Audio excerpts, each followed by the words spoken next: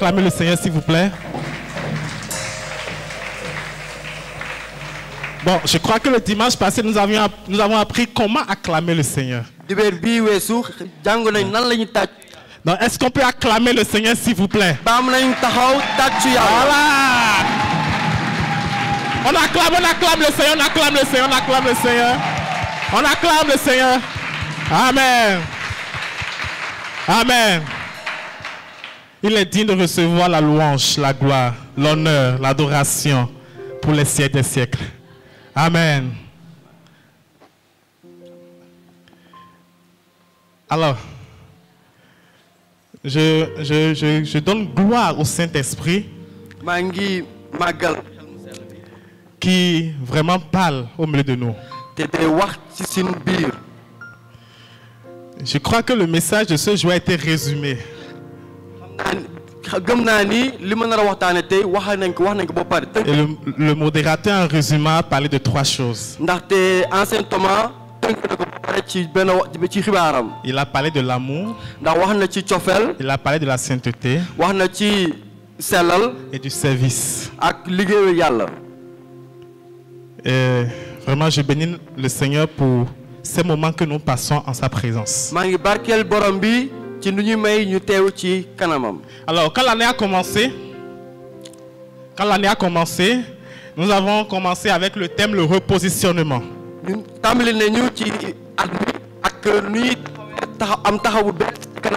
Et lorsque le pasteur Billy, le pasteur principal, a développé ce thème, nous avons compris que le repositionnement, c'est le fait que nous avons pris un virage. Et les choses ne redeviendront plus les mêmes. Et le retour de Jésus est proche. Je crois que dans la prophétie de tout à l'heure, la sœur disait le service car le temps est proche.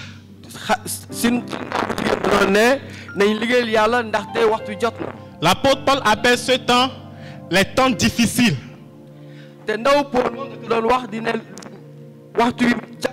Et nous, enfants de Dieu, nous avons besoin de repositionner notre vie par rapport à ces temps que nous allons traverser.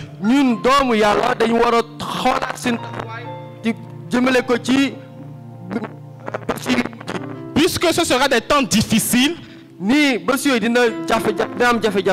et pour que le chrétien puisse résister en ces jours-là, il fallait qu'il repositionne sa vie. Et l'homme de Dieu a pris l'exemple de Job.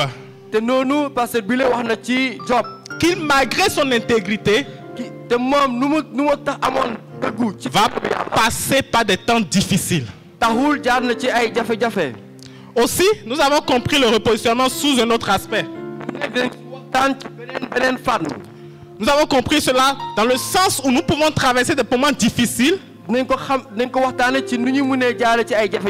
traverser des temps difficiles. Mais le Seigneur ne manquera pas de nous bénir, de nous amener à une position élevée.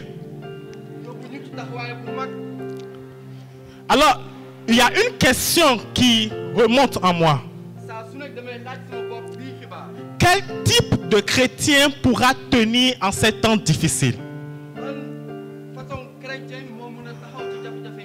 Parce que la Bible nous déclare que beaucoup abandonneront la foi. Cela sous-entend qu'ils avaient la foi. Mais ils ont abandonné la foi à cause de ces temps difficiles. Alors quel type de chrétien pourra tenir réellement? Quelle catégorie de chrétien pourra vraiment vivre pieusement en Jésus-Christ malgré les temps difficiles?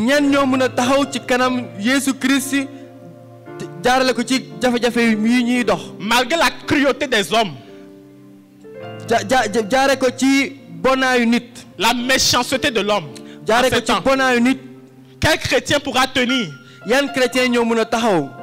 Malgré la dureté de l'homme hors de l'église et dans l'église, méttitu ñuy dox yi jànkonteel ci biir jàngu ji ak méttitu ñuy jànkonteel ci mbedd bi. Quand Job traversait ces moments difficiles, Job moom bu mu doon jànkonteel jafe-jafe yooyu. et que même sa femme va lui demander de renier Dieu, de maudire Dieu, jabaram ci boppam ne ko bàyyil yàlla. et que ses amis qui vont le visiter ne vont pas en réalité l'aider. xaritam yi ko seet si woon sax jàppalewuñu ko woon tamit. Quelle était l'attitude de Job qui lui a permis de résister jusqu'à la fin, à tel point que Dieu lui-même rende un témoignage de lui.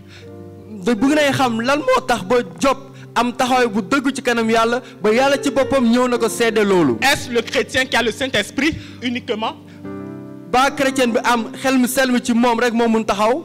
La dernière fois, nous avions parlé de la puissance du Saint-Esprit. dëgg la wax nañ ci kattanu xel mu sell mi. Nous croyons que sans le Saint-Esprit, il serait difficile, compliqué de tenir en ces moments. xam nañ bu baax suñu nekkul ak xel mu sell mi xel su nekkul ak ñun. Mais ñu mën a taxaw ci kanam. Est-ce que jafe-jafe cela yooyu. est suffisant? ba loolu doy na. D'où le thème de ce matin, ci loolu moo tax ma bëgg xam waxtaane lii. la place de la maturité dans le repositionnement. sin magaay ci kanamu taxawaay bu bees bi. La place de la maturité dans le repositionnement. sin taxaw sin magaaw sin taxaw ci nu taxawaay bu bees bi. On peut rencontrer des chrétiens remplis du Saint-Esprit, mais qui ne sont pas matures. mun nañu gis chrétien yi nga xam ne fees nañ dell ak xel mu sell bi. On peut rencontrer des waaye chrétiens màgguñu. qui parlent en langue, mais zéro maturité. mun nañ gis ay chrétien ñi wax ci ay kalaama yu bees waaye amuñu benn màgg. Alors, si tu es rempli du Saint-Esprit waaye soo amee xel mu sell mi. et que tu n'as pas la maturité, te yow màggoo. tu ne pourras pas résister. doo mun a taxaw ci kanam jafe-jafe yooyu. Et tu ne peux pas avoir la maturité aussi te munoo am màgg doo sans le Saint-Esprit. te munoo am màggaay te yoroo xel mu sell mi. Les deux vont de pair. te ñaar ñooñu dañuy àndandoo. Alors, nous voulons comprendre ce que c'est que la maturité d'abord. bëgg nañ xam lan mooy ku màgg. Quelle est son importance dans le repositionnement? ban dayoo la am ci taxawaay bu bees bu ñu nar a am. Et quels sont les critères qui prouvent qu'un chrétien est vraiment mature? yan firnde la ñu am ni kii chrétien bu màgg la. Bien. La maturité, màggaay. c'est l'état de ce qui est mûr. day wane kii nga xam ne ku ñor. Je ne suis pas encore dans le sens biblique. nekkuma ci lu ko Bible bi firndeel. C'est le dictionnaire qui le définit ainsi. tubaab bi moo koy waxee noonu. Ce qui est mûr, mooy lu ñor. c'est-à-dire ce qui a l'état d'être à point pour utilisable. li nga xam ne mën nañ ko jëfandikoo léegi. Ce qui est apte à être utilisé. li nga xam ne mën nañ ko jëfandikoo. Et bien aimés frères, si nous partons simplement de cette définition déjà, sama soppee suñu xoolee firnde boobu rek. nous comprenons que le chrétien non mature nañ xam ne ku màggul moom. n'est pas encore apte pour le repositionnement. kooku mënul mot ni am taxawaay bu bees. Le chrétien non mature chrétien bi nga xam ne am n'est pas màggul. encore qualifié pour le repositionnement. kooku motul ñi jot ci taxawaay bu bees. Autrement, il ne sera pas repositionné. loolu mooy wane ni kooku moom duñ ko du am am taxawaay bu bees. Selon la Bible, ci Bible bi nag.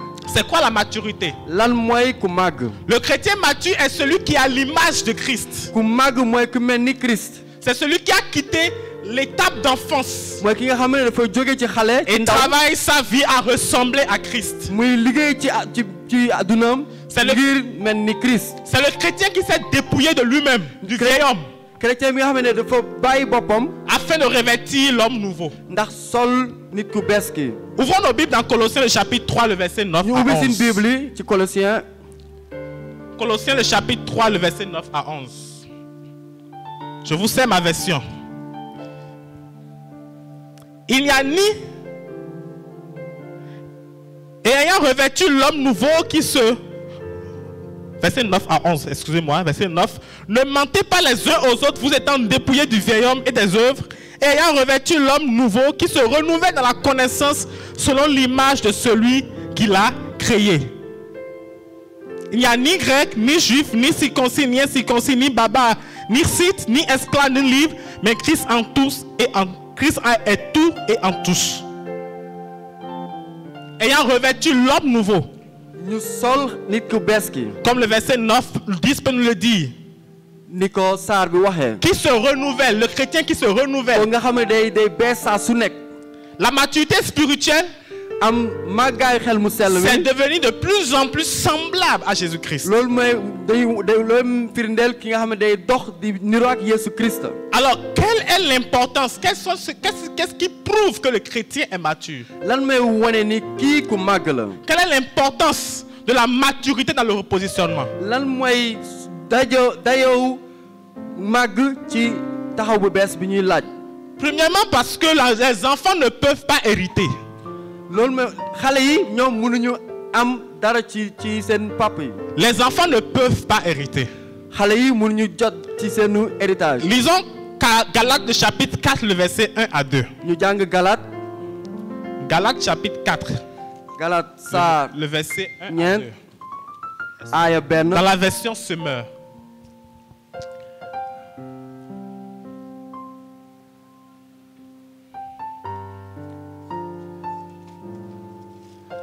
Dans la version Louis II, il est dit, Galates chapitre 4, le verset 1 à 2, il est dit: Or, aussi longtemps que l'héritier est enfant, je dis qu'il ne diffère en rien d'un esclave, quoiqu'il soit le maître de tout.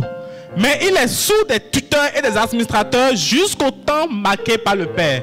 Dans la version Semeur, il est dit: Voici ce que je veux dire. Aussi longtemps que l'héritier est un enfant, il ne se distingue en rien d'un esclave. Aussi longtemps que l'héritier est un enfant, il ne se distingue en rien d'un esclave. Bien qu'il soit le propriétaire de tout le patrimoine, il reste soumis à l'autorité des tuteurs et d'intendants jusqu'au temps fixé par le Père. Qu'est-ce que cela voudra dire, frère? Cela voudra dire que même si tu es l'héritier, yow sax soo nar a doon. même si tu es le fils, ni yow di yaay doom. même si tu es le propriétaire du patrimoine, ni yow yaa moom lépp. même si tout te revient de droit, ni yëpp yow yaa ko war a moom. aussi longtemps que tu demeures un enfant, waaye saa yoo soo nar a nekk xale bu ndaw. aussi longtemps que tu n'arrives pas à cette position de maturité, saa yoo mënul doon ku màgg. tu n'hériteras pas. doo mën a doon. Et voilà l'importance de la maturité dans le repositionnement. loolu moo tax ñu war a màgg pour am taxaw bu bees. Parce que prenons le repositionnement sous ces deux formes. parce que suñu xoolee taxaw bu bees bu ñu nar a am. Aussi longtemps que tu demeures enfant spirituel, saa yoo doonee xale bu ndaw ci xel mi. tu ne pourras pas hériter. doo mën a doon. Aussi longtemps que tu demeures bébé spirituel, saa yoo mu nekkee xale bu ndaw. il y a des dimensions que tu ne pourras ci pas mbiru atteindre. yàlla munoo doon munoo màgg. À part le fils prodige, jaarale ko ci nga xam ne xale bu qui dawoon. par rébellion, ko nga xam ne dafa dawoon. allez voir son père, vous dit donne-moi mon héritage. léegi mu dem ci papam ne ko jox ma li ma la Mais doon. là aussi, ça va lui coûter très cher. waaye loolu du jafe-jafe la si amoon. Manque de maturité. ndaxte kooku màggul woon. Et c'est pour cela que Dieu ne peut pas te repositionner sans maturité, parce que ce repositionnement deviendra un danger pour toi. yàlla ci boppam mënul la teg taxawaay bu bees ndaxte taxawaay bu bees ba soo ko amee te màggoo day nekk lu metti ci yow. Pourquoi est-ce que nous devons parler de maturité qu'en parlant de repositionnement? lu tax ñu war a wax ci màggaay jaarale ko ci taxaw bu bees bi nar a am. Parce que Dieu parle différemment à ses enfants. ndaxte yàlla nu ko neex lay waxee ci ak doomam yi. Voyons un peu dans 1 Corinthiens le chapitre 3 le verset 1 à 2. ñu xool ci benn Corinthe. 1 Corinthiens le chapitre 3 le verset 1 à 2. saar ñett. La Bible nous dit: pour moi, frère, ce n'est pas comme à des hommes spirituels que j'ai pu vous parler, mais comme à des hommes charnels, comme à des enfants en Christ. Je vous ai donné du lait, non de la nourriture solide, car vous ne pouviez pas la supporter. Et vous ne le pouvez pas même à présent, parce que vous êtes encore charnels. Qu'est-ce que cela voudra dire, frère? loolu li muy firndeel. L'apôtre Paul a voulu parler.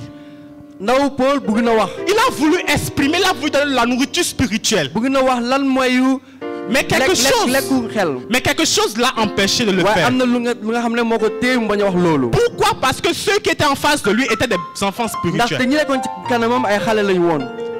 Il y a des choses que Dieu va te dire, mais il ne peut que les dire à des matures. waaye yàlla bëgg na la wax dara waaye mënu la ko wax ndaxte yow màggoo. On ne parle pas à un enfant de 5 ans tel qu'on parle à un enfant de 10 ans ou de 20 ans. du ñu wax xale bu am juróom-ñaari at ak comme ni ñu waxee xale bu am fukk at. Quel père dira à son enfant de 2 ans: ban pap mooy ne xale bu am ñaari at. Hé, mon enfant, pour prier là, il faut commencer par l'adoration. yow soo bëggee ñaan da nga war a sujjootu ba pare. 2 ans. ñaari at. Qu'est-ce qu'il va comprendre? kooku lan lay xam. Parfois même on les laisse. Ils sont en train de jouer mais on les laisse. yenn saa dañuy Ce sont des fo enfants. leen di bàyyi tamit. Tant que tu demeures enfant spirituel waaye yow soo nekkee et que tu n'es pas arrivé à cette étape de maturité, te jotoo ci magagoo ci ngëm. il y a des directives, am na ay wax yi il y nga a xam des ne orientations, am na ay firndeel il y a nga des xam ne choses am na ay mbir yi nga xam que ne Dieu veut te dire, yàlla bëgg na la ko wax mais il ne pourra pas. waaye du ko mun def Parce que tu ne comprendras pas. ndaxte yow doo xam lu muy wax kon. Et vous pensez qu'en ces temps difficiles, te dangeen foog ne ci jafe-jafe yi c'est le lait spirituel qui va tenir? dangeen foog ne xale bu ndaw mooy En ces temps difficiles, c'est la nourriture de le lait qu'il faut pour résister. dangeen foog ne ci jafe-jafe yi ñuy doxandul Il faut de la nourriture solide. lekk bu dëgër moo ñu mën a téye Chez nous, ci ñun suñu dëkk le matin, très tôt. ci suba teel C'est ici j'ai vu la différence. Le matin, très tôt, c'est la pâte d'hier. suba teel bi Et lekk bu ñu lekkoon démb quand tu mooy prends pat ça, bi tu es bien pour la journée. moom la ñuy lekk Bon, quand je suis venu ndax mu ici, ñu téye bu baax quand je suis venu ici, bi mu ñëwee fii Sénégal le matin, le premier jour, on m'a donné du café au lait. ci bés bu njëkk ba dañ ma jox ci suba si Au milieu, café au lait au milieu d'un verre. ak tuuti ci kaas. Je vais tenir avec ça comment? Ça ne fait même pas 30 minutes. wala man na laa mën a téye lii moom léegi mu seey sama biir bi. Mais c'est la pâte, on gèle la pâte le matin. waaye ñun pat la ñuy lekk. Parfois même on fait exprès, c'est la pâte d'hier, on garde, on fait exprès, on prépare beaucoup, on garde pour le lendemain. yenn saa dañ koy def noonu C'est sax ça qui donne lu ñu l'énergie pour la lekkoon journée. démb moom la ñuy denc pour lekk ko ci suba si. Ce n'est pas le lait, ce n'est pas la nourriture. du waaye du meew. Nous avons besoin de la nourriture solide en ces temps difficiles. ñun soxla nañu dund bu dëgër ci jafe-jafe yi ñuy Sinon, dox. il sera très difficile, sinon impossible de tenir. waaye loolu su ko amulee du ñu mën a téye. Et frère, la nourriture solide n'est pas pour les enfants. waaye dund bu dëgër bi moom nekkul ngir xale yi. Dieu parle, mais il ne parle pas de la même manière à tout le monde. yàlla day wax waaye nu ko neexalee waxee ak ku nekk. Plus un enfant grandit, plus la façon de lui parler diffère. ni ngay màggee noonu lay yàlla di wax ak yow. Tout à l'heure, nous avons parlé du service. sànq si wax nañu ci liggéeyal yàlla. Les grandes missions ne se confient pas à des enfants. mbiri mag yi kenn ko jox ay xale. Si aujourd'hui vous voulez vraiment confier une mission à quelqu'un, si vous voulez remettre par exemple 1 million à quelqu'un pour dire garde-moi cet argent, ou vous voulez l'envoyer quelque part, vous n'allez pas chercher un enfant de 10 ans pour lui remettre 1 million. Vous chercherez quelqu'un de mature qui a même souvent l'habitude de gérer une telle somme. C'est à cette personne que vous remettrez cet argent. soo leen yoroon million ngeen bu ko dénkaane nit waaye doo leen ko jox xale bu am ñaari at waaye dañ koy jox ki nga xam ne ku màgg ndaxte kooku tamit day wane ni kooku yàgg na yore 1 million. Alors pourquoi vouloir que Dieu nous donne des orientations solides, nous dise des choses vraiment solides, nous donne des grandes missions, nous amène à des positions élevées si nous-mêmes ne sommes pas matures? naka na yéen bëggee yàlla jox ñu ay mbir yu dëgër ay mission yu am doole yu am daraja te ñun ñi amuñu magaay boobu. Pourquoi la Bible dit que dans les derniers temps beaucoup abandonneront la foi? lu tax Bible ne ci bési mujj yi ñu bëre dinañ bàyyi ngëm bi. Manque de maturité. ndaxte ñooñu màgguñu. Ce ne sont pas seulement ceux qui ont le Saint-Esprit. du ñi nga xam ne am xel mu sell kese. Il y a beaucoup qui sont remplis du Saint-Esprit. ñu bëre fees nañ dell ak xel mu sell bi. Le parler en langue maintenant c'est courant dans nos églises. ñii di wax ci kalamay bees yi loolu bari na lool. Mais le chrétien mature, c'est rare. waaye chrétien bu màgg kooku moom jafe na gis. Beaucoup diront nous avons chassé des démons en ton nom. ñu bëri nañ ne dàq nañ seetaan ci say tur. Est-ce qu'on peut chasser un démon au nom de Jésus sans la foi? est-ce que baamu nañu dàq seytaane te jaaral ñu ko ci gëm. Nous avons fait telle chose en ton nom. ñun def nañ lii ak lii ci sa tur. Je leur dirai, je ne vous ai jamais connu. waaye dinaa leen ne man yéen musuma leen xam. S'il y a 2 passages qui me font peur dans la Bible, su amee ñaari mbir yi may tiital ci Bible c'est bi ce passage-là mooy lii may wax et nii. le passage de 1 Corinthiens 13. mooy ak Corinthien benn Mais Corinthien. nous allons en venir. te dinañ ñëw ci loolu. Pourquoi est-ce que le chrétien doit chercher la maturité en ces temps de la fin? lu tax chrétien bi war na wut màggaay ci jafe-jafe yi ñuy. Parce que les raisonnements d'enfants ne tiendront pas, n'auront pas leur place. xalaatu xale moom du mun taxaw fii. 1 Corinthiens 13, le verset 11. ñu dem ci 1 Corinthien fukk ak ñett. Lorsque j'étais enfant, bi ma nekkoon xale je parlais comme un enfant. dam doon wax ni xale. Je pensais comme un enfant. dama amoon ay xalaatu xale. Je raisonnais comme un enfant. dam doon wax ni xale. D'abord, nous voyons trois choses. Hein. nii gis nañ fi ñetti mbir. Parler, wax, penser, xalaat, raisonner. ab Comme un enfant. nii xale. Mais lorsque je suis devenu homme, waaye bi ma nekkee ku màgg. j'ai fait disparaître ce qui était de l'enfant. waaye dama bàyyi li nekkoon xale ci man. Un enfant ne raisonne pas comme un adulte. waaye xale du xalaat ni mag. Et quelqu'un qui ne raisonne pas comme un adulte n'est pas encore prêt pour être ki nga xam ne du xalaat ni mag kooku tam matul. Déjà, il s'agit des personnes qui ne croient même pas encore que bon, tout va encore bien, il n'y a pas de problème. am na xale ñi nga xam ne dañuy gëm ni ba léegi lépp baax na lépp dina dox. Pour ces genre de personnes, depuis qu'on est en train de parler des temps difficiles, il faut vraiment réorganiser sa vie. Pour cette personne, ce n'est pas encore. nit yi mel noonu. Mais qu'est-ce que vous dites? Ce n'est pas encore ça. nit yi mel noonu ba léegi gëmuñu ni ñoo ngi ci jafe-jafe yu ba at jafe-jafe yi. Si l'on doit prendre le repositionnement comme la gloire, suñu war a xool taxaw bu bees bi mel ni ndam. pensez-vous vraiment que Dieu repositionnera quelqu'un qui a des raisonnements d'enfant? baax gëm ngeen ni yàlla dina jox nit taxaw bu bees ki nga xam ne day xalaat ni xale. Si aujourd'hui vous avez un problème sérieux, nii tey am ngeen que vous jafe-jafe. voulez régler ce problème-là, te bu ngeen am firndeel. frère, vous irez voir quelqu'un qui a des raisonnements d'enfant. baa di ngeen dem xooli ki nga xam ne ni xalaat di xale lay xalaate. Vous irez voir un enfant de 5 ans pour vous régler un problème sérieux. baa di ngeen dem xooli xale bu am juróom at. Vous chercherez sûrement des personnes qui savent réfléchir, qui gëm naa ni raisonnent gëm naa bien. ni ngeen dem ci mag nga xam ne dañuy xalaat. Dieu ne confiera pas des grandes tâches à des personnes qui réfléchissent comme yàlla ça. du jox ay mbir yu màgg ci xale bu nga xam ku nga xam ne day xalaat ni xale. Faisons disparaître les choses d'enfant. nañu fàtte li mel li nekkoon xale ci ñun. Romains 12, verset 2. Romains 12, verset 2. Romains fukk ak ñaar. Ne vous conformez pas au monde actuel, bu leen mel ni àdduna nu muy doxee. mais soyez transformés par le renouvellement de l'intelligence. waaye seen xel na soppeeku. Soyez transformés par le renouvellement de l'intelligence. waaye seen xel na soppeeku.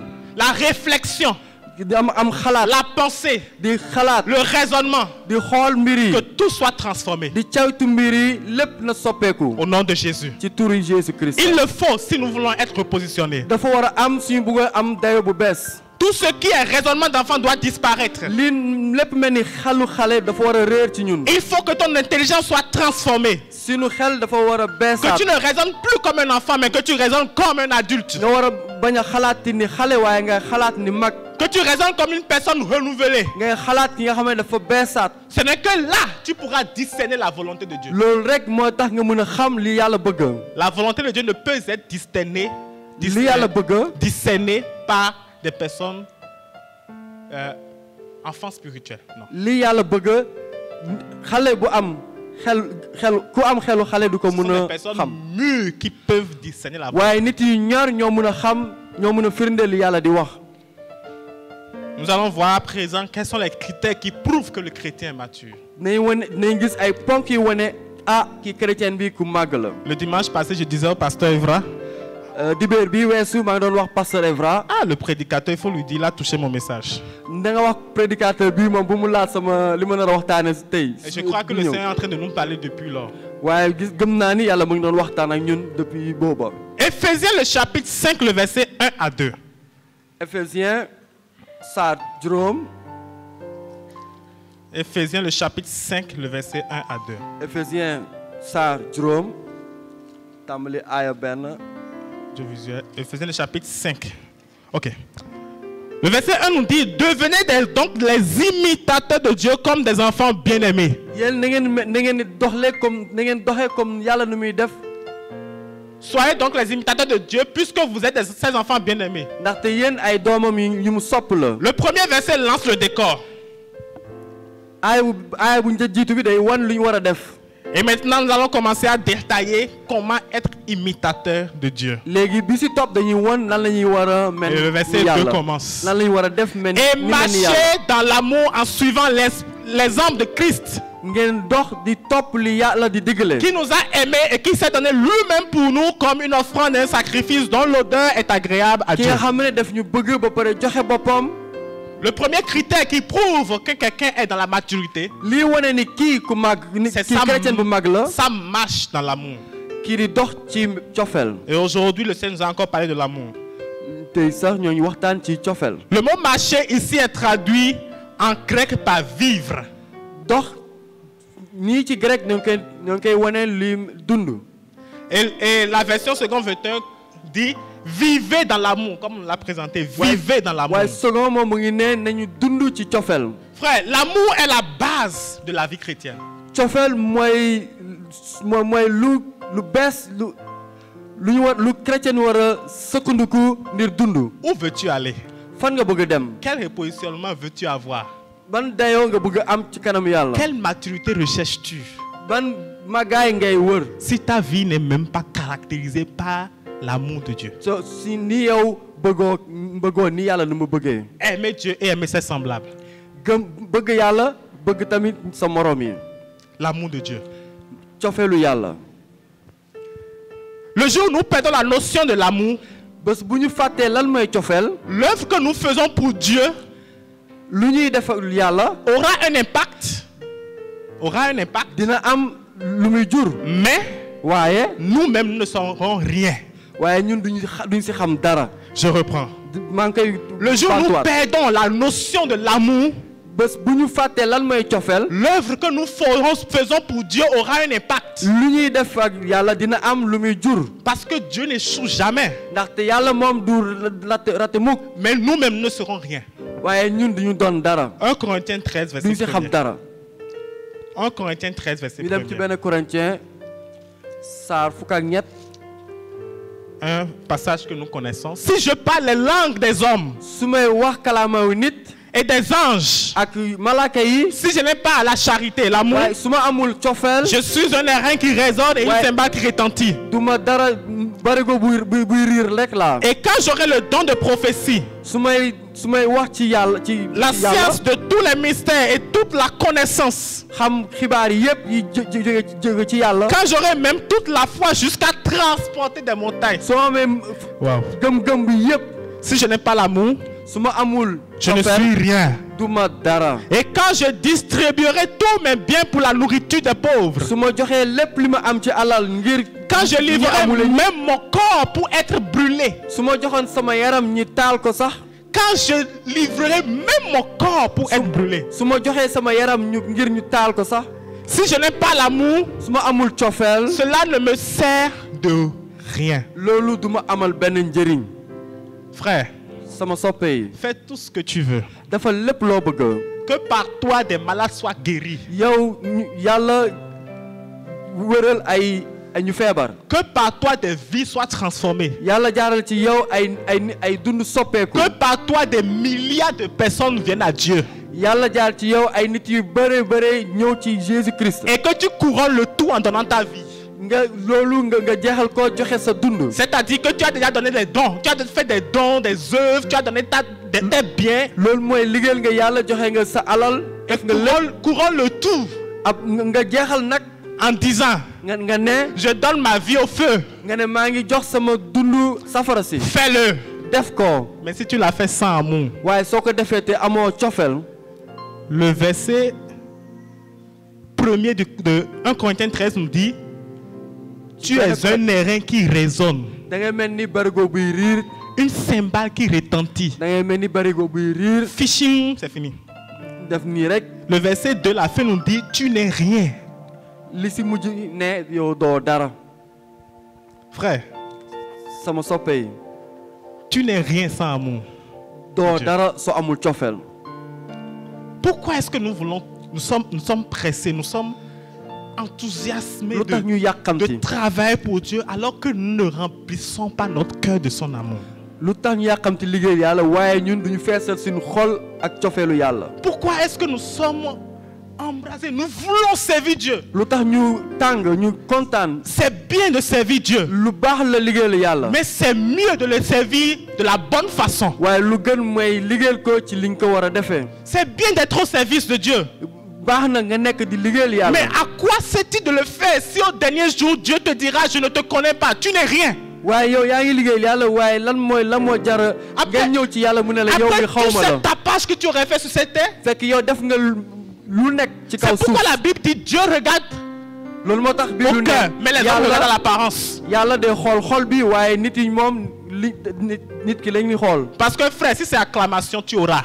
ndaxte sama soppe yi Si c'est applaudissement, tu auras. suñu la tàccuwee Non, c'est le plus grand pasteur. waa kii mooy pasteur bu gën a mag Non, bi mais ce chante-là, quand il chante, oh, je suis Ah. transporté. woykat moom su woyee man damay kontaan damay Non, mais bég lui, vraiment, il est humble. waaye kii moom ku am dayo la Tu as regardé avec quel regard? yow kooku ban bët nga ko xoolee Le regard humain.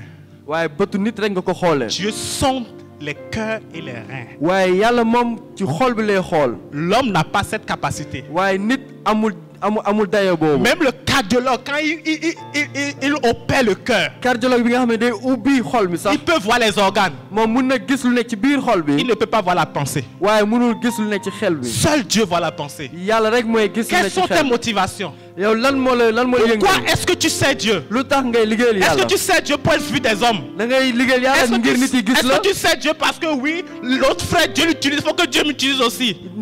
da ngay liggéeyal yàlla ndaxte da ngay gis nit ku yàlla Frère, du si tu jëfandikoo es yow dans nga bëgg yàlla si tu es dans jëfandikoo cette noonu optique, waaye soo nekkee ci xalaat boobu il y aura des surprises au ciel. di nga am lu lay jaaxal ci kaw asamaan Il y aura des surprises au waaw ciel. dina am lu lay jaaxal ci kaw asamaan C'est pourquoi il est temps de revoir les motivations. loolu moo tax ñu war a xoolaat lan moo ñu yëngal Au-delà du fait de voir qu'est-ce que je fais pour Dieu, ni ngir ngay xoolee lan laay defaral yàlla pose-toi la question, pourquoi est-ce que je le fais pour Dieu? xoolal bu baax lu tax nga koy defaral loolu La motivation change tout. ndaxte li tax nga koy defaral mooy soppi lépp Exerce ton ministère.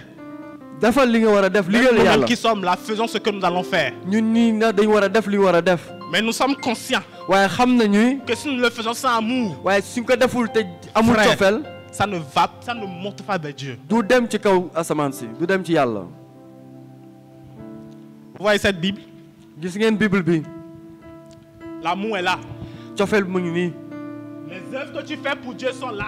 li ngay defaral li ngay liggéeyal yàlla mu ngi nii C'est l'amour qui rend tes œuvres pures. ndaxte cofeel mooy tax sa li ngay liggéeyal yàlla mu sell C'est l'amour qui est la fondation pour tes œuvres.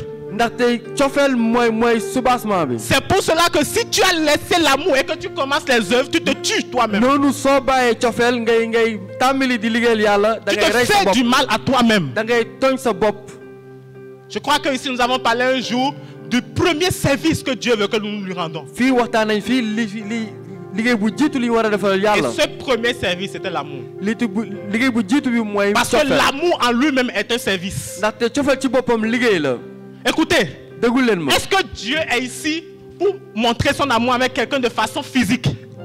ba yàlla mu ngi fii ngir won cofeelam ci kanam nit Est-ce que Dieu est là comme Jésus-Christ est là aujourd'hui, comme il était là en son temps, pour toucher quelqu'un, pour dire vraiment, donne-moi ta vie, je t'aime mon enfant? Est-ce qu'il est là pour le faire? ba Yesu Christ mu ngi fii ngir nu mu nekkoon fii bu mu fi nekkoon di wax nit bëgg naa nga topp ma jox ma sa cofeel Est-ce qu'il peut faire face à quelqu'un pour lui dire, je te touche, sois guéri, sois pur? ba mun na teg loxoom ci kaw nit ne ko maa ngi lay wëral selal Il ne peut que passer par des hommes pour le faire aujourd'hui. waaye bés bu ñuy dox nii jaar ko ci nit rek li ko mun def Et si tu as un canal qui transmet l'amour de Dieu, yow nag soo nekkee ki nga xam ne yàlla ci moom lay jaar ni wane cofeelam frère, tu as compris la plus grande chose de la Bible. Tu as compris la plus grande chose que Dieu recommande dans la Bible. yow xam nga bu baax li yàlla bëgg nga def Nous avons 3 catégories de personnes. ñun am nañu ñetti nit yu mel Ceux qui reconnaissent sincèrement qu'ils sont loin d'aimer Dieu am na ñoo xam ne gëm nañu ñoom sori nañu lool ci cofeelu et yàlla d'aimer leurs frères. waaye di gëm di bëgg seen Ils le reconnaissent. loolu ñoom xam nañ ko. Et la Bible nous dit dans Romains 5, le verset 5. Bible bi nee na ci Romains 5, verset 5. juróom-ñaar Oh, cette espérance ne trompe pas parce que l'amour de Dieu est déversé dans notre cœur par le Saint-Esprit qui nous a été donné. Si tu es dans ce cas yow soo nekkee ci mbir boobu et que tu reconnais au fond de toi-même que tu as encore un problème d'amour pour Dieu te gëm nga ni yow am nga jafe-jafe ci cofeelu et yàlla d'amour pour tes frères, ak cofeel bi nga war a am ci sa confie-toi au sa mbokk yi. Saint-Esprit. yow mi dellul ci xel mu sell mi. Désire ardemment et confie-toi en lui. yow dellul ci xel mu sell mi. Il fera l'œuvre pour toi. moom ci boppam dina def dara ngir yow. Il inondera ton cœur de l'amour de Dieu. dina feesal sa xol ak cofeelu yàlla. 1 Corinthiens chapitre 14 verset 1er nous dit aussi quelque chose. ci benn 1 Corinthiens chapitre 14 verset 1er nous dit recherchez l'amour. yéen wër leen cofeel. Recherchez l'amour. wër leen cofeel. Frère, l'amour ne viendra pas du tic au tac. cofeel moom du ñëw nii rek. C'est un sacrifice. loolu lu ñu war a xeex Il la. faudra le rechercher. dañ ko war a wut. Il faudra aspirer à cela. dañ ko war a wut. Il faudra courir derrière cela. dañu war a daw ci ginnaaw cofeel. Il y a deuxième catégorie de personnes, am na yeneen ñaari nit. c'est ceux qui sont capables de prier pour leurs ennemis. ñi nga xam ne mun nañ ñaanal seen noon. Capables de pardonner sans qu'on leur demande pardon. ñooñu mun nañu baale te duñu leen laaj sax ñu baal. Capables de bénir ceux qui les maudissent. ñi nga xam ne dañuy barkeel ñi nga xam ne dañ leen di Capables buubal. de faire du bien à ceux qui leur font du mal. ñi nga xam ne dañuy defal bu baax ñi nga xam ne dañuy defal lu Mon bon. frère, si tu es sûr que tu es dans cette catégorie, sama mbokk soo gëmee ne yow ci ñooñu nga bokk. persévère. wéyal ci loolu. Parce que ce n'est pas facile. ndaxte yomb lool. C'est un prix à payer. ndaxte lu ñu war a fay la. Chaque jour, ça demande un sacrifice. saa su nekk dañ lu ñu war a Mais fay la. persévère. waaye wéyal ci loolu. Parce que personne sur cette terre ne peut te récompenser véritablement pour l'amour que tu donnes. ndaxte kenn mënu la fay ci cofeel bi ngay joxe. Seul Dieu a la meilleure yàlla rek récompense. moo la mën a fay loolu. Et notre récompense est dans les cieux. te suñu fay Amen. moo ci kaw asamaan si. Nous avons les hypocrites. am na ñoo xam ne ay naafeex Je les lañu. appelle des hypocrites. man de ay naafeex laa leen di woowee. Ils n'aiment pas en réalité. bëgguñu kenn dëgg bëgguñu kenn. En réalité, ils aiment en face. waaye ñoom bëgg nañu di koy wane. Mais c'est eux-mêmes qui vont détruire des personnes derrière. waaye ci ginnaaw ñuy wax lu bon ci ñi noonu ñi nekkal. Tu fais exprès d'aimer. ngay wane ni yow da nga Tu bëgg. fais exprès de donner ton conseil. ngay wane da ngay bëgg da nga bëgg. Alors qu'au fond, waaye tu sais que tu es en train de détruire la personne. en fekk ne yow face. ci boppam xam nga ni yaa ngi yàqal nit kooku. Bien-aimé, sama soppe yi il faille que tu te répandes très tôt. dañuy war a delluwaat ci yàlla. Parce que le jugement de Dieu est sévère. ndaxte yàlla lu attam dafa metti. Répands-toi. nañ dellu ci yàlla. Pourquoi est-ce qu'on peut reconnaître un arbre? naka la ñuy xamee garab. Par son fruit, n'est-ce pas? ci meññeefam. Aussi longtemps que tu tromperas les gens sur yow ce que tu as planté, nooy naxee ay nit ci li nga saxal. un jour viendra. waaye benn bés dina am. Un jour viendra. benn bés dina ñëw. Ce que tu as planté sortira. li nga saxal dina jur. Bon, frère, essayons de voir quelque chose. ñu xool benn mbir fii.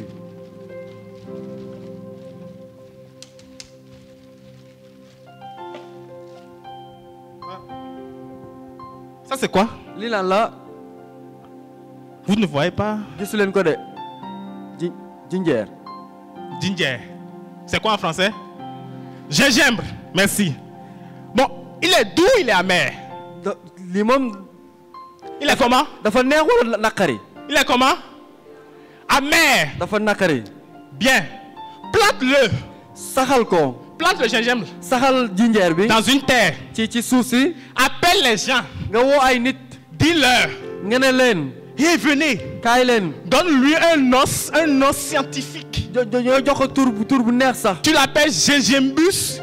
yaa xam noo koy woowee. Gingembus obrius. yaa xam noo koy woowee. Voilà, et les gens vont dire non, mais c'est un site touristique. ñi ñëpp kontaan ñëpp bég. Vraiment, c'est une autre variation, c'est une variété de gingembre qui est sortie. ñu ne li bii moom beneen mbiru jinjeer la. Et cette variété-là, vraiment, elle est très importante te pour la jinjeer santé. bi moom dafa baax lool ci.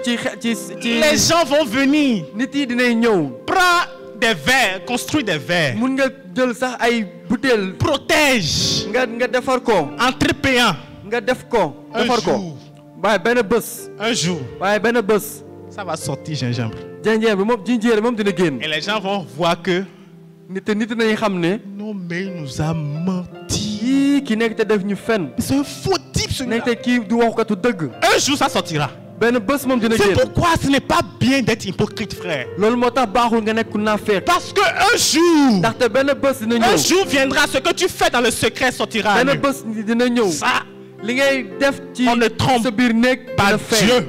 ndaxte kenn Ce mënul que nax yàlla. l'homme aura semé, ndaxte lépp lu nit il saxal le moissonnera. dina ko góob. C'est quoi ceci? lii lan la Une banane. lii banaan la J'ai même envie de la manger en même temps. bëgg naa ko lekk sax Tellement c'est joli. ndaxte dafa rafet lool Depuis hier, j'ai acheté ça, mais démb laa j'étais ko pressé de jënd manger. démb laa ko jënd te yàqamti naa ko lekk La banane, banaan il faut la planter. dañ ko war a saxal Tu n'as pas besoin de dire à quelqu'un j'ai planté une banane. soxloo wax nit ah saxal naa banaan Sincèrement. dëgg Tu n'as pas besoin de dire à la personne viens voir. soxloo ne nit kaay xool lii ma saxal Sois patient. yow teel rek Attends quand ça va sortir de terre. sooy su génnee ci kaw ci suuf si Même si tu es dans un lieu reculé, waaye loo sore les enfants viendront. xale yi dinañ ñëw Les gens viendront. nit yi dinañ ñëw Ils chercheront la dinañ banane. xool gis Bien banaan aimé, si ce que tu sèmes li nga saxal est la vérité, mooy dëgg si ce que tu sèmes li nga saxal est clair, est pur devant Dieu, loolu leer na ci kanam tu n'as yàlla pas besoin de faire une publicité. jarul ngay wax Les da koy hommes viendront à tasaare toi. nit yi dinañ Le ñëw ci monde yow viendra à toi. adduna dina On ñëw te ci yow cherchera dans ton coin, on te fera sortir. Et dinañ ñëw fi nga nekk ñu on te génne la fera asseoir à la table des ba grands. pare nga ñëw toog ci kanam ci mag yi Mais si tu passes par cette méthode-là, waaye soo jaaree ci wax xibaar bi c'est triste. loolu moom lu ñu war a xoolaat la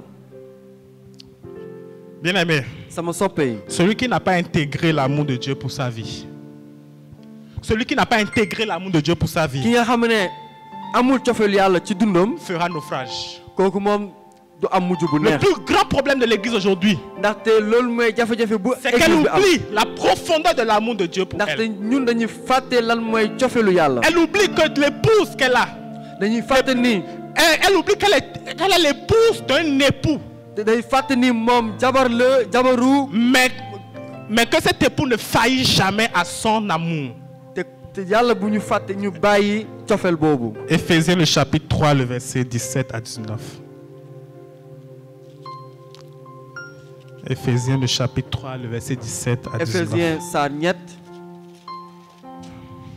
Il dit ceci: en sorte que Christ habite dans vos cœurs par la foi, afin qu'étant enracinés et fondés dans l'amour, vous puissiez comprendre avec tous les saints quelle est la largeur, la longueur, la profondeur, la hauteur, et connaître l'amour de Christ. Je reprends le verset 17 pour que nous puissions bien comprendre. En sorte que Christ habite dans vos cœurs par la foi, afin qu'étant enracinés et fondés dans l'amour, vous puissiez comprendre avec tous les saints quelle est la largeur, la longueur, la hauteur, la profondeur, et connaître l'amour de Christ qui surpasse toute connaissance, en sorte que vous soyez remplis jusqu'à toute la plénitude de Dieu. Bien aimé, je voudrais vous dire quelque chose. sama soppe bëgg naa la wax beneen Tous les chrétiens ne sont pas remplis de la plénitude de Dieu. nit chrétien ñi bëre fees ñu ak yàlla Il y a ceux qui sont remplis. am na ñoo xam ne fees nañ moom Et quand tu es rempli, soo feesee nag tu sais ce que tu deviens. xam nga nooy doon Un aigle. dangay mel ni picc bu nekk ci kaw Les choses d'en bas, ça ne te dit rien. lépp li nekk ci suuf moom du amul benn solo On appelle ça les hauteurs, les dimensions. loolu la ñuy wax nit yi ñu nekk ci kaw yu kawe Non, l'aigle a des stratégies. ndaxte picc moom ci kaw lay nekk J'ai fait une étude sur l'aigle même, non, c'est puissant. jàng naa lu bëri ci aigle ci picc boobu moom ci kaw rek lay nekk Tous les chrétiens n'ont pas la plénitude de Dieu. ndaxte chrétien ñëpp am feesuñu ak yàlla Et la plénitude de Dieu vient lorsque tu es rempli de l'amour de Dieu. soo feesa yàlla mooy lu koy firndeel Parce que le verset nous dit, cofeelu yàlla en sorte que vous compreniez, dañu bëgg ngeen xam que vous compreniez cet amour qui surpasse toute connaissance, afin que vous soyez remplis de toute la plénitude de Dieu.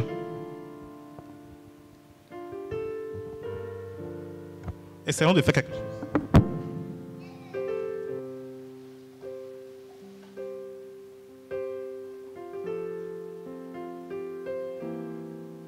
C'est le chrétien qui est là.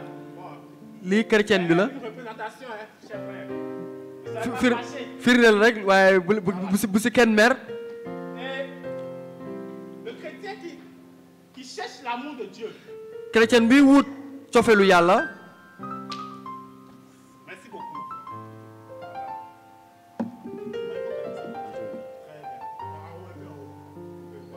Le chrétien qui cherche l'amour de Dieu, chrétien bi wut cofeelu yàlla Dieu va le remplir. yàlla dina ko feesal Mais l'amour, pour avoir l'amour, waaye ngir am cofeel moom ce n'est pas une chose facile. waaye du lu yomb C'est pourquoi on n'a pas levé les couvercles. loolu moo tax génnuñu kubéer bi Parce que ça sera difficile. ndaxte dafay metti day metti lool C'est pas du jour au lendemain. ndaxte du ñëw ci jafe ji léegi rek Comme Corinthiens nous l'a dit, ni Corinthien nu mu ko waxee 1 Corinthiens 14, verset 1er, ci Corinthien waaw il faut rechercher. dañu war a wut Et qui parle de recherche, ki wax wut nag parle d'un préalable recherche. da ne kooku doon na seet sax Avant de parler de recherche, di wut balaa ñu ne wut dafa doon seet il y a eu le verbe chercher. ah dañ doon seet Donc tu cherches, donc da ngay seet tu cherches da ngay seet et tu recherches. ba pare ngay wut nag Tu pries ngay ñaan que le Saint-Esprit te remplisse de son amour. ngay ñaan ca xel mu sel mi feesal ak cofelam Et petit à petit tu es rempli. nànk ngay mu lay Ça feesal ne va pas venir du jour au lendemain. ndaxte du ñëw ci saa si rek Et c'est le jour où tu es en train de prier pour ça ndaxte bés bi ngay ñaan ngir loolu que tu verras un frère noonu ngay gis benn ndaw qui aime bien, nga te ki nga bëgg lool affectionne bien, ki nga bëgg lool te blesse. mu ñëw wax la lu metti Peut-être même sans savoir. mu def la lu metti te xamu ko Ça crée en toi des raisons. loolu mu jaaxal la Et il y a une pause d'abord. loolu ñu taxaw Mais si tu persévères, waaye soo wéyee ci loolu comme Corinthiens a dit, comme rechercher. comme Corinthien nu mu waxee wut leen C'est-à-dire tu surmontes les obstacles pour rechercher. ngay wut cofeel Ça va venir petit à petit. day ñëwaat nànk-nànk Ça va venir. day ñëwaat nànk-nànk day ñëwaat nànk-nànk Ça ne va pas venir comme ça. waaye du ñëwee nii de Parce qu'il y aura des moments où tu seras blessé. ndaxte dina am ay fan yi nga xam ne di nga am lu la metti Parce que à toi on se blesse. Comme le- ndaxte saa su nekk dañuy am lu ñu metti di nga am lu lay metti Mais quand tu es rempli, waaye soo fees dell moom là on parle de plénitude. loolu la ñuy wax fees dell Ça commence à impacter autour de toi. loolu day laal ñeneen ñi sa wet Tu es plein ndaxte cofeel yàlla dafa fees si yow de toi. ñi ñëpp ci nekk sa wet On appelle la plénitude de Dieu. sa cofeel boobu day laal ñëpp ci nekk sa wet loolu lañu tuddee cofeelu yàlla C'est pour cela que tous les chrétiens n'ont pas la plénitude. loolu moo tax may ne chrétien yi ñëpp amuñu ci fees ñu dell ak yàlla Et quand tu as la plénitude, waaye soo fees ak yàlla frère, c'est un avantage pour ta vie. loolu dafa baax ci sa dund Il y a des problèmes que tu n'auras plus. am na ay jafe-jafe doo ko mus a am Des problèmes comme des problèmes de soucis. ay xalaat yu metti doo ko am Tu n'auras plus ces soucis. Non, non. doo am ay xalaat yu Parce metti que tu confies tout à Dieu. ndaxte lépp yàlla nga koy dénk Et tu as la paix du cœur. noonu sa xol féex Deuxième élément. ñaareel mbir bi Éphésiens le chapitre 5, nous retournons dans la tête de base. 5, verset 3. Éphésiens saar ñaar aaya ñett Éphésiens chapitre 5, verset 3 nous dit mu ñu ne que l'impudicité, qu'aucune espèce d'impureté et que la cupidité ne soit pas même nommée parmi vous, ainsi qu'il convient à des saints. Le deuxième élément qui va prouver que tu marches, que tu es mature, que tu li marches dans la ñaareel maturité, mbir mi wane ni yow ku màgg nga c'est ta capacité à fuir l'immoralité, li ngay dawee lu bon à fuir le péché. li ngay daw baakaar Ici, il nous a été donné beaucoup de choses. fii nii wax nañ fi lu bëre Premièrement, l'impudicité, njaaloo ici définie comme l'immoralité sexuelle. moom la ñuy wax njaaloo Aucune espèce d'impureté lépp lu nekk lu bon et la cupidité ak bëgg xaalis qui est une soif de posséder. ñi nga xam ne dañuy bëgg am alal Parlons d'abord de l'impudicité. ñu wax ci njaaloo L'impudicité, c'est quoi? njaaloo mooy lan Quand aujourd'hui on parle d'impudicité, beaucoup comprennent cela dans le sens de péché du sexe. suy wax ci njaaloo dañuy foog ne mooy sekk ak ku góor ak ku jën sekk dara Mais c'est quoi l'impudicité déjà? waaye lan mooy njaaloo ci boppam Impudicité est définie littéralement comme tout ce qui n'est pas pudique. suñu ne njaaloo lu nga xam ne baaxul Donc ça va au-delà du sexe. donc loolu romb na sax Tout ce qui a un caractère impudique, qui n'est pas pur. li nga xam ne sellul Moi j'appelle même le retard impudicité. man bañ a teel a ñëw sax dama koy waxee lu nga xam ne lu njaaloo la Bon, est-ce que le retard c'est pur? est-ce que bañ a teel a ñëw loolu sell na Bon, le retard est pur. Je viens en retard, c'est pur devant Dieu. ñëw bañ a teel a ñëw ba loolu sell na ci kanam yàlla C'est de l'impudicité. loolu kay sellul Bon. Chers frères, fuyons le péché. sama soppee ñu daw baakaar Fuyons le péché sur toutes ses ñu formes. sore baakaar ci lépp lu mu mënta doon Fuyons le péché sur toutes ses formes. ñu daw baakaar quand on parle de quelque chose de pudique, si wax lu nga xam ne lu sell permettez-moi de faire un clin d'œil may leen ma max bi mbir sur notre habillement, ci lu ñuy solo sur notre façon de nous présenter. ci lu ñuy wanew seen bopp Est-ce que c'est pur? ba loolu sell na Quelle est ta façon de te présenter en ville, dans l'église, au dehors, naka chez toi? ngay wanew sa bopp soo nekkee ci biti sa biir kër wala ci jàngu bi Parlant de l'impudicité, ñu wax ci njaaloo on est en direct. Permettez-moi que je parle de ce qui se passe dans le monde actuel. ñu wax lu xew ci àdduna si L'homosexualité. ay ñaari góor di sëy wala ñaari jigéen di sëy seen biir Hein? Ces choses que nos pays sont en train de voter aujourd'hui. sunu réew ñëpp ñoo ngi koy voté Frère, ouvrons nos yeux. ñu ubbi seen bëti xool Le monde va mal. ndaxte àdduna si Prions pour doxul que les choses reviennent un peu. nañu ñaan ngir mbir yi delluwaat nu ñu mel noonu Aujourd'hui, l'homosexualité est reconnue dans beaucoup de pays, chers frères. sëy jigéen ak góor wala góor ak jigéen di sëy seen biir àdduna yëpp d'accord Qu'est-ce ñu bëri que d'accord nañ l'Église si fait par rapport à cela? waaye jàng moom lan lay wax ci loolu Sûrement, tu te dis, oh, bon, ça ne me concerne pas, moi, je ne serai jamais homosexuel. am na ñuy ne loolu de moom soxalu man C'est le rôle de l'Église de parler. waaye église jàngu moo war a wax Une fois, le pasteur Billy a dit ici, benn bés pasteur bi la nee na l'Église qui ne dénonce pas le péché subira. ki nga xam ne du wax lan mooy bàkkaar kooku dina am lu muy Il dund faut que nous dénoncions cela. ñun dañu war a wax dañu war a àtte loolu Je vais aller au point suivant. maa ngi dem ci beneen ponk ba Verset 4. Éphésiens 5, verset 4. Une chose aussi qui prouve que un chrétien est mature. lii wane ni yow chrétien bu ñor nga Qu'on n'entende ni parole déshonnête. Non, c'est Éphésiens le chapitre 5, le verset 4. Qu'on n'entende ni parole déshonnête, ni propos insensés, ni plaisanteries, choses qui sont contraires à la bienséance, qu'on entende plutôt des actions de grâce. Dans la version Semeur, il est dit, dans la version Semeur, pas plus que les propos grossiers et stupides et les plaisanteries équivoques, c'est inconvenant. Exprimez plutôt votre reconnaissance à Dieu. Et là, je vais parler de la maîtrise de sa langue. fii nii dama Wow. bëgg wax ci na nga mën a téye sa làmmiñ La maîtrise de sa langue. téye sa làmmiñ Un problème qui mine aujourd'hui l'Église. jafe-jafe bu rëy ci biir jàngu yi la Des paroles grossières. ñi nga xam ne dañuy wax lu leen neex Job a failli prononcer des paroles. Job ci boppam naroon na wax Stupide. li nga xam ne waru koon wax Il est allé jusqu'à dire à Dieu, naroon na ne yàlla Dieu, tu deviens cruel avec moi. yow da nga soxor ak man Dieu l'a repris en disant, ndaxte yàlla nee na ko ci boppam petit, sama xale bi quand je créais le ciel, la terre, tu étais là. bi ma doon sàkk suuf ak asamaan baa yaa ngi fi woon Quand je faisais les animaux, tout ça, bi ma doon sàkk mala yi où étais-tu? foo nekkoon Il n'y a pas de paroles, frère. amul ay xibaar Il y a des paroles qu'on ne dit pas lorsqu'on veut aller à des niveaux avec Dieu. yi war a wax suñu bëggee sore ci yàlla Ta parole, ce que tu sors de ta bouche, li ngay génne sa gémmiñ c'est toi-même. yow la Je m'explique. maa ngi koy firndeel Jésus a demandé à ses disciples. Yeesu nee na ndawam yi Les autres sont partis. ñeneen ñi dem nañu Mais vous là, vous ne partez pas. waaye yéen lu tax demu leen Et Simon-Pierre lui a répondu en Simon disant, Pierre ne ko mais à qui irons-nous, Seigneur? ci kan la ñuy dem Tu as borom les bi paroles de la vie éternelle. yow yaa wax am xibaaru dund bu dul jeex Mais bi pourquoi est-ce que Jésus a les paroles de la vie éternelle? lu tax Yeesu am wax dund bu dul jeex bi Il a dit, ndaxte moom nee na je suis le chemin, man maay yoon bi la vérité dëgg bi et la vie. ak dund bi Jésus-Christ est la vie. Yeesu Christ mooy dund C'est bi pour cela qu'il a des paroles de la vie. ndax loolu moo tax mu am ay Les xibaaru paroles dund que tu prononces xibaar yi déterminent qui ngay tu wax es. day wane yow ni nga doon Si tu prononces des paroles de mort, ça voudra dire que... sooy wax ay xibaaru dee Ok. lay wane ni yow Que Dieu vous bénisse. que Dieu vous bénisse yàlla na yàlla barkeel J'espère que vous avez compris.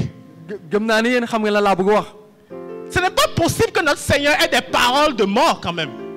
ki ñu gëm mënul am ay xibaaru dee moom. Parce qu'il n'est pas un Dieu de la mort. ndaxte moom du yàllaw dee. Il est le Dieu de la vie. ndaxte moom yàllaw dund la. C'est pour cela que dans tout son parcours, loolu moo tax ci lépp lu mu doon def. les paroles de Jésus étaient des paroles de vie. lépp lu Jésus doon wax ay waxu dund la. Quelles sont les paroles que tu sors de ta bouche? yan xibaar ñooy gën ci sa gémmiñ. Ce que tu déclares, lan ngay wax. ce que tu dis, lan ngay wax. ce que tu prononces lépp li ngay def. sur la vie des autres, ci sur dund ta vie même, ci sa dund yow c'est bopp. ce que tu es. mooy loolu nga mel. Quelles sont les paroles que tu prononces? yan xibaar ngay wax. Alors, pose toi-même la question. Qui suis-je? yow mi laajal sa bopp yow yaay kan. Est-ce que je suis de la mort? ba man ci Ou dee est-ce laa que bokk. je suis de la vie? wala ci dund laa bokk. Est-ce que les paroles que je prononce construisent des vies? xibaar yi may wax. Ou des day paroles que tabax je ay prononce dund. détruisent des vies? wala xibaar yi may wax day yàq ay dund. Est-ce que je suis de la mort? ba man ci dund ci dee laa bokk. C'est-à-dire, lii di firnde de ni ma bouche ne sort que des plaintes. sama gémmiñ ay lu métti rek lay De ma génne. bouche ne sort que des murmures. si li may wax ay samay jafe-jafe rek laay wax. De ma bouche ne sort que des paroles de découragement. si may wax ci samay jafe-jafe rek laay wax. Je construis ou je bâtis? damay tabax wala damay yàq. Que suis-je en train de faire? man lan laay nekk di def. Jacques le chapitre 3, le verset 10 à, Si 11, à Jacques- 12. Jacques le chapitre 3, le verset 10 à 12, s'il vous plaît. Jacques autour de saar ça. ñett aaya fukk. De la même bouche sortent la bénédiction et la malédiction. ci benn gémmiñ bi mbugal ak barkeel day génn. Mes frères et sœurs, sama soppe yi. il ne faut pas que que tel soit le cas. waaye loolu warul nekk. Verset 11. Une source fait-elle jaillir par la même ouverture de l'eau douce et de l'eau amère? Verset 12. Un figuier, mes frères et sœurs, peut-il produire des olives et une vigne de figues? mun am olive wala ay raisin. De même, aucune source ne peut produire de l'eau salée et de l'eau douce. benn ndox munul am ndox bu am xorom wala ndox bu neex. Soit benn moo mun a am. ta source est morte, est une source morte. sa mbir fu muy jógee dafa dee. Soit wala ta source est une source vivante. wala fu muy jógee fu am dund la. Soit la source est amère, benn moo am. soit fu elle muy est salée. jógee neexul wala fu muy jógee Parce dafa qu'aucune neex. source ne peut donner les deux à la fois. ndaxte fii xibaar bi di jógee munul neex ak naqari. Quelle est ta source? yow fan ngay sukkandiku. Pour connaître ce qu'est ta source, ngir xam yow fi nga jógee. analyse les choses, les paroles que tu dis xoolal bu baax ci yow li ngay wax. et de la façon dont tu les dis. ak ni nga koy waxee. Éphésiens 4, verset 29. Éphésiens ñeent saar ñeent. Éphésiens 4, verset 29 nous dit ceci.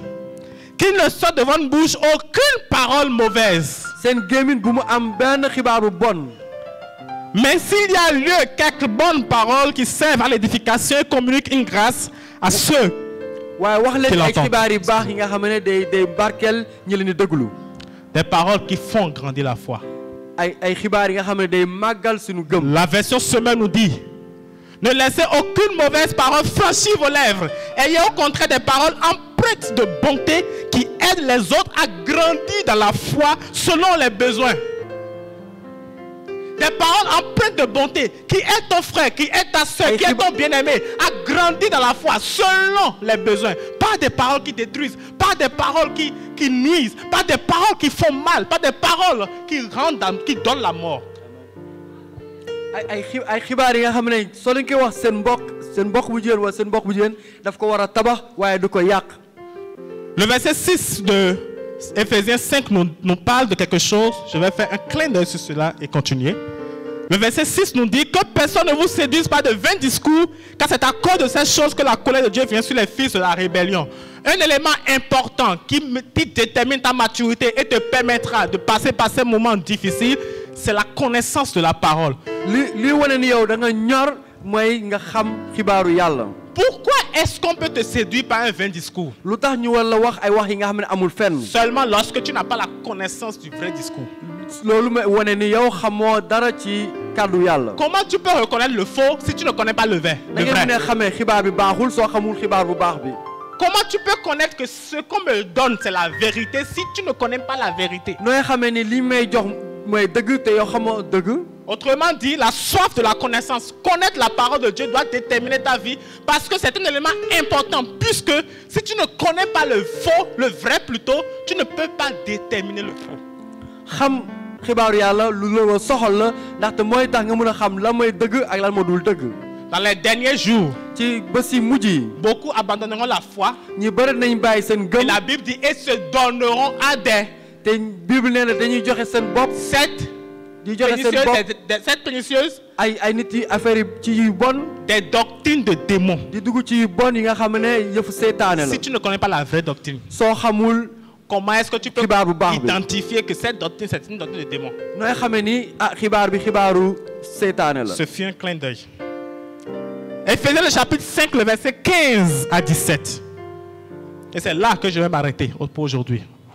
Éphésiens le chapitre 5, le verset 15 à 17. Prenez donc garde de vous conduire avec circonspection, non comme des insensés, mais comme des sages. Rachetez le temps car les jours sont mauvais. C'est pourquoi ne soyez pas comme inconsidérés, mais comprenez quelle est la volonté du Seigneur. Le dernier élément dont je vais parler, déterminant li ma bëgg a jeexale dans la marche dans ces derniers temps dafa am solo lool ci li ñu war a doxee ci bés yu mujj ñuy et qui dund. prouve, qui détermine que tu es un chrétien mature, te loolu day firndeel yow chrétien bu ñor nga. c'est la sagesse. mooy am xam-xam bu doy. La sagesse. am xam-xam bu doy. Tu ne peux pas te vanter de ressembler à Christ. munoo ne ma ne ni Christ laa Tu ne niroo. peux pas te vanter d'être un homme mature. munoo wax sa bopp ni man de ku ñor Si laa. tu t'adonnes à des choses insensées. so waaye sooy def li nga xam ne amul benn solo. Un homme mature pose des actions matures. nit ku ñor moom dafa war a def dafa war a def ay mbir yu ñor. Un homme sage pose des actions qui sont sages. nit ku am xam-xam moom dafa war a def Réfléchis. ay mbir yu nga xam ne yu ñor la. Et la Bible dit ne sois pas sage à tes propres yeux. waaye bul nekk nit ku am xam-xam ci sa bopp ci sa bopp. Autrement dit, la sagesse respecte des niveaux. ndaxte ki am xam-xam moom am na fu mu war a toll. Tu ne vas pas déterminer que tu es une personne sage en te regardant toi-même, munoo xool sa bopp nga ne ma ne ku am xam-xam la. mais il y a un barème. waaye am na li nga war a am li nga war a xam. Nous allons voir quelques-uns. waaye dinañ si gis yenn. Les niveaux de la sagesse. nan la ku am xam-xam ni men. Premièrement, la crainte de Dieu. La crainte de Dieu. li si jiitu mooy ragal C'est yàlla. le premier niveau. mooy li si jiitu mooy ragal Parce que yàlla. la Bible nous dit que la sagesse, le commencement de la sagesse est la crainte de Dieu. ndaxte Bible nee na ngir nga am xam-xam da nga war a ragal yàlla. Si tu n'as pas la crainte de Dieu, soo ragalul yàlla moom. la crainte en son nom, ndax ragal yàlla. la crainte pour les choses de Dieu, ragal lépp li mbiru yàlla. la crainte pour les choses de Dieu. ragal mbiru yàlla. J'aurais bien voulu prendre le temps sur la crainte sur les choses de bëgg Dieu. naa wax ci lu jëm ci ragalu lu jëm ci yàlla. La crainte pour sa maison. ragal li jëm ci këram. Si tu n'as pas cette chose, ne te crois pas ça à tes yeux. loolu moom soo ko amulee. Pose-toi la question, est-ce que j'ai la crainte de Dieu? laajal sa bopp ba man ragal naa yàlla. Quelle est ma réaction, ma sensibilité? Quelle est ma façon de faire quand le Saint-Esprit me parle? lan mooy sama taxawaay suma xel mu sel mi di wax ak man. À chaque fois que le Saint-Esprit m'oriente, me parle sur quelque chose, qu'est-ce que je lui réponds? saa yu ma xel mu sel di wax dara man lan laa koy tontu. Est-ce que j'ai la crainte en ce qu'il me dit? ba man ragal naa ci li may wax. Ou est-ce que je balaie d'un revers de main? waaye wala du ma ko jox benn solo. Combien de fois le Saint-Esprit t'a parlé que tu as désobéi? ñaata yoon la xel mu sel mi wax ak yow te yow faale woo ko. Tu sais que c'est lui qui te parle. yow xam nga bu baax ngir moom mooy wax Tu ak es yow. conscient qu'il te dit ne fais pas. xam nga bu baax xel mu sel moo la ne bul def. Mais tu as désobéi. waaye yow gëmoo loolu. Manque de sagesse. loolu mooy amoo xam-xam. Le deuxième niveau de la sagesse, beneen mbir mi wane ni nit ko c'est la am xam-xam. capacité à discerner le temps que tu traverses ki mën a xam jafe-jafe yi muy jànkoonteel. et à adapter ton comportement en fonction de ce temps. ba pare di dund jaaral ko ci jafe-jafe yi muy dund. Le verset 16 nous dit rachetez le temps beneen aaya bi nee na car les jours sont mauvais. ba si ñuy dund dafa bon.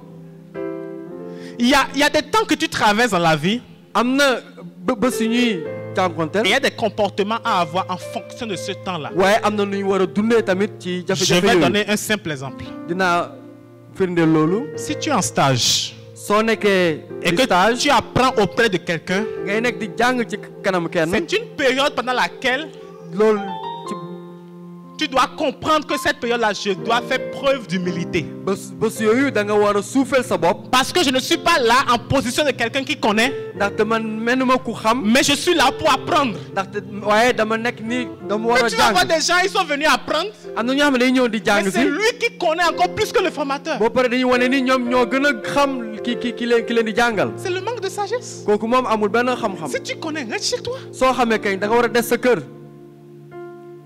Tu viens voir le frère Lionel. yow ñëw nga gis si frère Je Lionel. vais apprendre la guitare. nga bëgg a jàng guitare. Il commence à te montrer. mu Et tàmbali tu di lay commences à won. lui dire, nga tàmbali di koy ne. oh non mon frère, tu sais sur internet, j'ai vu ça, j'ai vu Ouais. ça. Non, tu sais ce que tu fais là, c'est comme...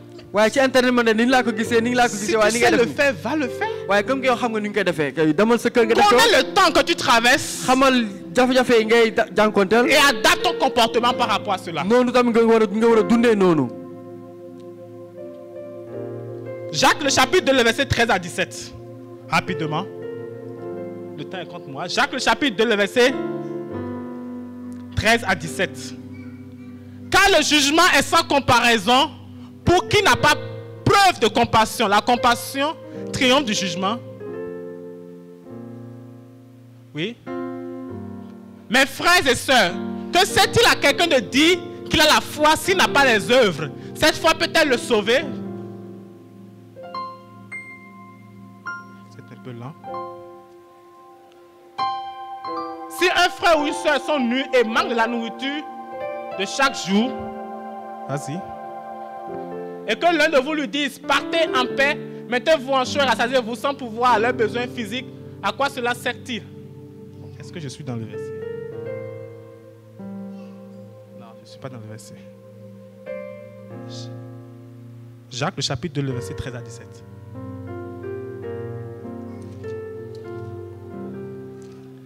La Bible parle là-bas d'un esprit de dispute. Jacques 3, 13. Ah, excusez-moi. Merci beaucoup. Merci mon frère. Jacques 3, 13. Ok, merci beaucoup. Lequel parmi vous est sage et intelligent, qu'il montre par un bon comportement ses œuvres empreintes de douceur et de sagesse. Mais si vous avez dans votre cœur une jalousie amère et un esprit de rivalité, ne faites pas les fiers et ne mentez pas contre la vérité. Une telle sagesse ne vient pas d'en haut, elle est au contraire terrestre, purement humaine, démoniaque. En effet, là où il y a de la jalousie et un esprit de rivalité, il y a du désordre et toutes sortes de pratiques mauvaises. Frère, lorsque tu as un esprit de dispute, la version Louis II nous parle d'esprit de dispute. Un esprit de dispute. Un esprit de rivalité. Et tu te crois sage. Tu es un menteur. Je vous suggère de reprendre ces versets à la maison. J'aurais voulu expliquer c'est quoi l'esprit de rivalité.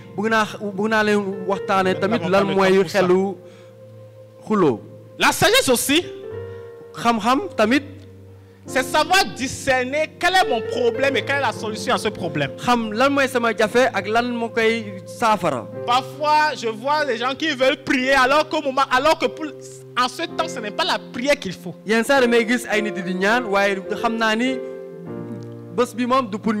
a quelqu'un qui était tellement fatigué, et il avait des douleurs au dos. Et il me dit, mon frère, prie pour moi. Je lui dis, non, ce n'est pas la prière. Va te reposer. Arrête de travailler un peu, il faut te reposer. Le repos est un besoin physiologique. Parfois, ce n'est pas la prière qu'il faut. Parfois, ce n'est pas le repos. C'est le travail. Chaque chose a son temps. Et lorsque tu arrives à discerner le temps que tu traverses, tu adaptes ton comportement par rapport à cela. Je vais terminer par mon exemple. Un jour, je suis parti à l'hôpital. C'était à l'Institut. ci institut ba. Et arrivé à l'hôpital, on a pris ma glycémie, le taux de sucre dans mon sang. dem nañu xooli sama suukar bi nekk sama biir. Je n'avais encore rien mangé. fekk lekk mu woon dara. Et on me trouve le taux à 1,26. ñu gis lu tuuti sama C'est déjà alarmant. loolu sax bare na. 1,26 à jeun. 1,26 te lekkuma dara loolu sax bare na. Est-ce que je vais venir à la maison commencer à prier? est-ce que dinaa dem kër ga di ñaan. Seigneur, s'il te plaît. sëñ yàlla dimbali ma. Oh, je refuse le diabète. damay bañ diabète bi. J'ai arrêté de manger du sucre. man dama bàyyi lekk suukar. Je n'ai pas prié pour ça. ñaanuma ngir loolu. Avant, je priais du sucre avec du tchakri chaque soir. yenn saa yi dama doon lekk suukar ak caakri saa su Le nekk. vendeur ne m'a plus vu des jours. non. Après, il m'a demandé, mais yo, Fodeke, tu es où? elle me dit mais toi.